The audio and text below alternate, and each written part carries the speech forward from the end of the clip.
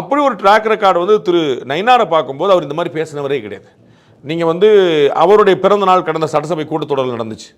அப்போ வந்து தமிழக முதலமைச்சர் எடுத்து வேற ஒரு கான்வர்சேஷனில் பேசும்போது சகோதரர் நயினார் அவர்களுக்கு வாழ்த்துக்கள், பிறந்தநாள் வாழ்த்துக்கள்னு சொல்லிட்டு அப்போ சொல்கிறார். அது ரொம்ப முக்கியமான விஷயம்.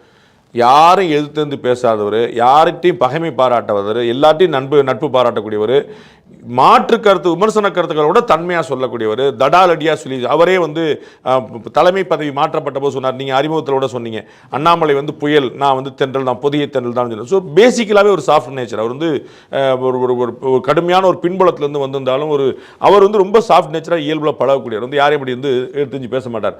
அவர்கிட்ட வந்தது எனக்கு அன்னைக்கே ரொம்ப பெரிய அதிர்ச்சி. அன்னைக்கே சாரி சொல்லியிருக்கலாம், அதில் ஒன்றும் பிரச்சனை கிடையாது. அதில் வந்து அன்னைக்கே அதில் எந்த தப்பு கிடையாது. நீங்கள் வந்து பார்த்தீங்கன்னா தப்பு பண்ணக்கூடாதுங்க.